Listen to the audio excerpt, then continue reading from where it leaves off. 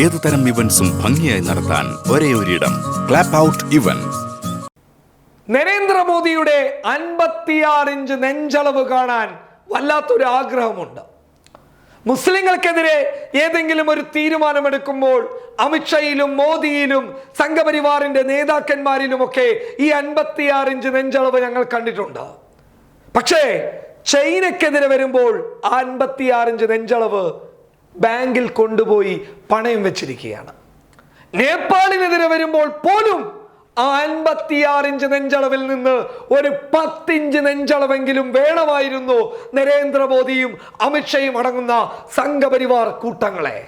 നേപ്പാളിന് മുന്നിൽ പോലും മുട്ടുവിറച്ചു പോയല്ലോ. വല്ലാതെ നാണം കെട്ടുപോയി ഞങ്ങൾ. വല്ലാത്ത രീതിയിൽ നാണം കെട്ട് തലതാഴ്ത്തിപ്പോയി ഞങ്ങൾ. ചൈന ഏക്കർ കണക്കിന് ഇന്ത്യയുടെ പ്രദേശങ്ങൾ അവരുടെ ഭൂപടത്തിന് കീഴിൽ ഉണ്ടാക്കി വെച്ചു. അവരുടെ കയ്യിലേക്ക് അവർ വലിച്ചിഴച്ചു കൊണ്ടുപോയി, അങ്ങനെ വേണം പറയാൻ. ആ സമയം കേന്ദ്രം പറഞ്ഞു, ഞങ്ങൾ ചൈനയുമായി എല്ലാം സംസാരിച്ചു, എല്ലാം ശരിയാക്കി വെച്ചിരിക്കുകയാണ് എന്ന്. എന്താണ് ഇതിൽ ശരിയാക്കേണ്ടത്? നമ്മളിൽ നിന്നും ചൈന കൊണ്ടുപോയിട്ടുള്ള പ്രദേശങ്ങൾ തിരിച്ചു പിടിക്കുകയാണ് ഇന്ത്യയുടെ പട്ടാളം, കേന്ദ്രസേന ചെയ്യേണ്ടത്. അല്ലാതെ ചൈന കൊണ്ടുപോയ ഭൂപ്രദേശങ്ങളിൽ നമ്മൾ ചർച്ച നടത്തിയിട്ട് ഇവിടേക്ക് നിർത്തണമെന്നല്ല പറയേണ്ടത്. നമ്മുടെ ഭൂപ്രദേശങ്ങൾ ചൈന പിടിച്ചെടുത്തിട്ടുണ്ടെങ്കിൽ ആ പിടിച്ചെടുത്ത ഭൂപ്രദേശങ്ങൾ തിരിച്ചു പിടിച്ച് ഇവിടെ നിർത്തണമെന്നാണ് നമ്മൾ പറയേണ്ടത്.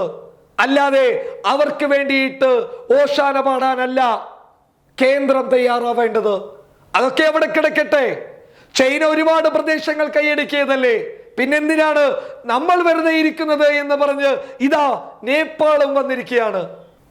നമ്മുടെ ഒരു കർഷകനെ നേപ്പാൾ പോലീസ് അതിർത്തി ലംഘിച്ചു എന്ന് പറഞ്ഞ് ഒരു നിരപരാധിയായ വികേഷ് യാദവ് എന്ന ഒരു കർഷകനെ വെടിവെച്ചു കൊന്നിരിക്കുന്നു.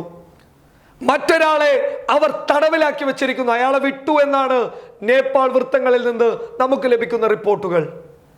എവിടേക്കാണ് അവർ കയറിയിട്ടുള്ളത്? ഇന്ത്യയുടെ സംസ്ഥാനമായിട്ടുള്ള ബീഹാർ ജില്ലയുടെ അതിർത്തി പ്രദേശങ്ങൾ നേപ്പാളുമായി ബന്ധപ്പെടുന്നു എന്നുള്ളത് കൊണ്ട് തന്നെ ഇന്ത്യയുടെ 3 പ്രദേശങ്ങൾ അവരും കൈക്കലാക്കി. അവരവരുടെ കൈവശം വെച്ചു എന്ന് വേണം പറയാൻ. ഇന്ത്യയുടെ 3 പ്രദേശങ്ങൾ ഇപ്പോൾ നേപ്പാളിന്റെ ഭൂപടത്തിലുണ്ട് എന്നുള്ളത് ഇന്ത്യയെ സംബന്ധിച്ചിടത്തോളം നാണക്കേടുണ്ടാക്കുന്ന ഒരു കാര്യമല്ലേ? എന്നിട്ടും ഒരക്ഷരം മിണ്ടാൻ മോദിയും കൂട്ടരും തയ്യാറായോ?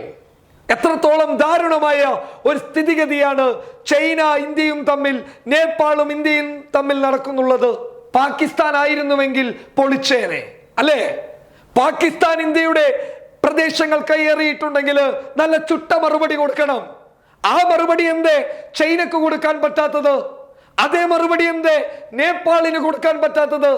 ഇവിടെയാണ് 56 ഇഞ്ച് നെഞ്ചളവ് ബാങ്ക് ലോക്കറിൽ പണയം വെച്ചു എന്ന് ഞങ്ങൾ പറയുന്നത്. ചെറിയ കഥയൊന്നുമല്ല. നേപ്പാൾ ആരാണ്? ഇന്ത്യയോട് സഹായം അഭ്യർത്ഥിച്ചപ്പോൾ നരേന്ദ്രമോദി സർക്കാർ തന്നെ ഈ അടുത്ത കാലത്താണ് 6000 കോടി നേപ്പാളിന് കൊടുത്തത്. അതിനു മുൻപ് $1 ബില്യൺ നേപ്പാളിന് നൽകിയിട്ടുണ്ട്. അങ്ങനെ ഇന്ത്യയുടെ അച്ചാരം വാങ്ങിയിട്ട് മുന്നോട്ട് പോയ നേപ്പാൾ വരെ ഇപ്പോൾ ഇന്ത്യയെ തോണ്ടുന്നുണ്ടെങ്കിൽ അത് ചൈന നൽകിയ പ്രചോദനമാണ്. ചൈന ചെയ്യുന്നുണ്ടല്ലോ, നമ്മൾ ഇന്ത്യയെ ആക്രമിച്ചു കഴിഞ്ഞാൽ ചൈനയുടെ പിന്തുണ കിട്ടുമല്ലോ എന്ന് വിചാരിച്ചു തന്നെയാണ് നേപ്പാൾ ഇപ്പോൾ ഒരു നിരപരാധിയായ കർഷകനെ വെടിവെച്ചു കൊന്നിരിക്കുന്നത്. ഒരു ഇന്ത്യക്കാരനെ നേപ്പാളിൽ തടവിലാക്കിയിരിക്കുന്നത്.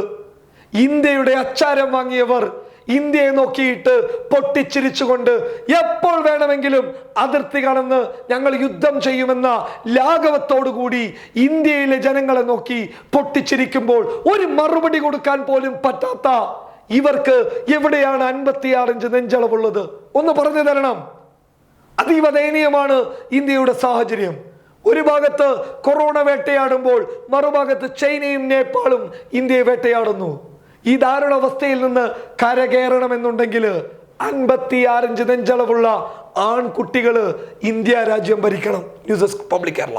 അവര് ചെയ്യുന്നുണ്ട്. എല്ലാ കാര്യവും നമ്മളെ ബുദ്ധിമുട്ടിക്കാതെ അവര് നോക്കിക്കോളും. ടെൻഷൻ ഫ്രീ കല്യാണത്തിന് ക്ലാപ്പ് ഔട്ട് ഇവന്റ്സ്. വിവാഹം, product launch, birthday party, college events തുടങ്ങി ഏതുതരം ഇവന്റ്സും ഭംഗിയായി നടത്താൻ ഒരേ ഒരിടം. Clap out events.